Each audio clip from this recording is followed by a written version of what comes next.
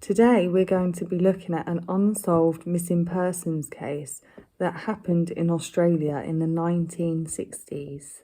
This is Jim and Nancy. Jim and Nancy met and married in 1955. They had their first child in 1956 and named her Jane. They then had another daughter in 1958 who they named Anna, and in 1961 they had a baby boy and named him Grant.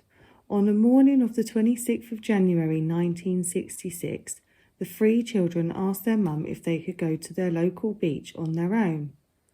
There was a bus that was due to leave at 8:45 a.m, which went directly to Glenelg Beach. Glenelg Beach was only about 2 miles away, so about a 5-minute journey. The eldest child, Jane, knew the area well. Her father had only taken them there the day before whilst on his way to a 3-day sales trip. The mother had planned to visit a friend that day and had no worries of the children travelling alone. So she gave her children just enough money to buy a return bus ticket and some food. She also told them to catch the afternoon bus so that they would be back by 2 p.m. at the very latest. 2 o'clock came and went with no sign of the children whatsoever. Nancy's worry began to increase. At 3 p.m, unexpectedly, Jim arrived home early from his business trip as a surprise. Nancy broke the news to Jim, who then decided to drive to the beach to look for them himself.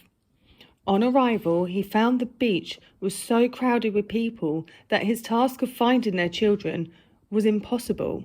Upon returning from the beach, Jim and Nancy searched their local area to no avail. Jim decided it was time to then inform their local police. On arrival at the police station, he was met by Detective Mostyn Matters, who promptly organised a massive search, which was in fact the largest ever mounted in the history of the South Australian Police. Due to the huge press coverage by the TV, radio and newspapers of the time, virtually the whole nation was made aware of the case of the missing children. The police quickly established that the children were carrying 17 separate items, which included clothing, towels and bags. On the night that the children went missing, a lady contacted the police and told them that she had seen and spoken to the children earlier on that morning at the Patawalonga boat haven. 3 days later, on the 29th of January, the police decided to drain the marina, but still nothing was found. It was at this point when the police suspected that the children could have been abducted. Another female witness contacted the police claiming that she thinks that she saw the children at around 11 a.m, playing under some sprinklers and having lots of fun. The lady had also mentioned that she noticed a man with a thin face and blonde hair laying on a towel about 15 feet away from them.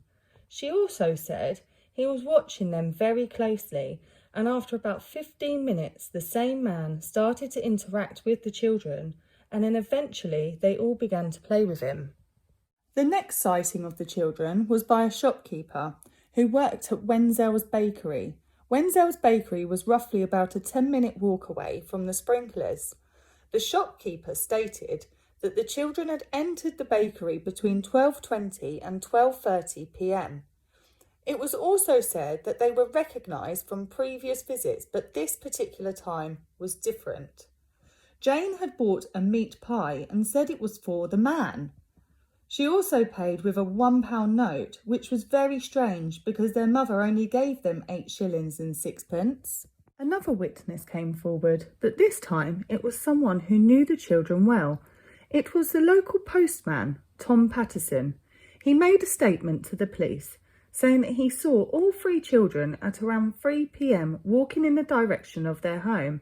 However, he later retracted this and said it was earlier in the morning, which cast doubt on his version of events. Several months later, the police received a phone call from a lady who said that she saw a man with 2 young girls and a young boy entering an empty house that was in her neighbourhood, but this was never acted upon. On November the 8th, a Dutch parapsychologist and psychic called Gerard Crosset was asked to help the police in trying to locate the missing children. He told the police that he believes that the children were buried under some concrete at a newly built warehouse, although at the time of the disappearance it was nothing but a building site. The owners of the warehouse were reluctant to have it dug up, but due to the public raising $40,000, the owners relented. After a full search of the site, not a single trace of the Beaumont children was found. In 1996, 30 years later, the owners gave permission for the police to search the site for a second time, but once again they found no evidence of the children ever being there. About 2 years after the disappearance, Nancy and Jim received 2 letters, one supposedly from Jane and one from the man. In Jane's letter, she said, "Dear Mum and Dad, we had a very beautiful lunch today. We had some turkey and a lot of vegetables. They tasted really nice. The man also took us to see The Sound of Music yesterday." In the man's letter, he said that he had appointed himself as the children's guardian and was willing to hand them over to the parents at a certain time and place. Nancy and Jim gave the letters to the police, who then analysed the handwriting on Jane's letter and decided that it was a good enough match to take it seriously. They also noticed that the envelope showed a postmark of Victoria. It was then decided that the parents should drive to the location followed by a detective. After a long and anxious wait, they all agreed that it was going to be a no-show. And so heartbroken, they went home. After the terrible disappointment of not being reunited with their children as promised, a second letter from Jane arrived. This time, the contents revealed that the man had been willing to hand the children over, but on seeing the detective, decided he was going to keep the children. There were no further letters. In 1992, new forensic examinations of the letters showed that they were a hoax. Fingerprint technology had improved, and the author was identified as a 41-year-old man who was a teenager at the time of the disappearance. Judging by the length of time and the fact it was just a schoolboy prank, they decided not to take it any further. Over the years, many names arose as suspects in the case, such as Bevan Spencer von Einem. He was sentenced to life imprisonment for the murder of a 15-year-old boy in Adelaide. He was connected to the Beaumont children's disappearance because an associate of his had informed the police that he had told him that he had abducted and killed the children. There was also a resemblance to the police EFIT, but there was at least a 10-year discrepancy in ages. Then there was Arthur Stanley Brown, who was charged in 1998 for strangling 2 young girls who were roughly the same age as the Beaumont sisters. That and his likeness to the EFIT was a good enough reason to attract the interest of the police. However, there was another problem with the age difference because he was in his 50s at the time. Another was James Ryan O'Neill. In 1975, he was jailed for life for murdering a 9-year-old boy in Tasmania. He had also told various people that he was responsible for the disappearance of the Beaumont children. Although when questioned by a detective, he said that he had no involvement because he was in Melbourne at the time. Derek Ernest Percy was also thought to be connected to the case. He was Australia's worst child serial killer. Having murdered 9 children, the police must have took him seriously enough to try and get a deathbed confession in 2013. But whatever secrets Percy had, he took to his grave. 2 friends, Alan Anthony Monroe and Alan Maxwell McIntyre, were also suspects because they were both paedophiles and were in the area at the time, but there was no evidence that they were involved in the case. Lastly, a wealthy factory owner called Harry Phipps, also known as the Satin Man, who got his name through a book written about the disappearance of the Beaumont children. Phipps was implicated back in 2007 by his son Hayden because he allegedly saw the children in his backyard. Also, 2 youths at the time claimed that Phipps had paid them to dig a 2 by 1 by 2 metre hole in the vicinity of his factory.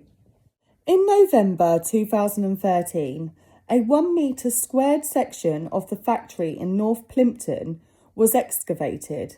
A ground-penetrating radar found one small anomaly, but no evidence was found. The investigation into the site was closed. On the 22nd of February 2018, the police decided to return to the site with even better ground searching technology. The whole town waited with bated breath to see if at last the children could be found and end the 50-year heartbreak of the family. Unfortunately, all that was found was animal bones and general rubbish. Well, that's about it, really. That's as far as we can go with the case. There's been so many twists, turns and new suspects, but really, we are no wiser than the day the children disappeared back in 1966. I hope you've all enjoyed this true crime story. It is my first, so it is a little bit rough around the edges. But yeah, if you'd like to see more, then please like and subscribe. And also, I'd love to know your thoughts on this case. I found it really interesting.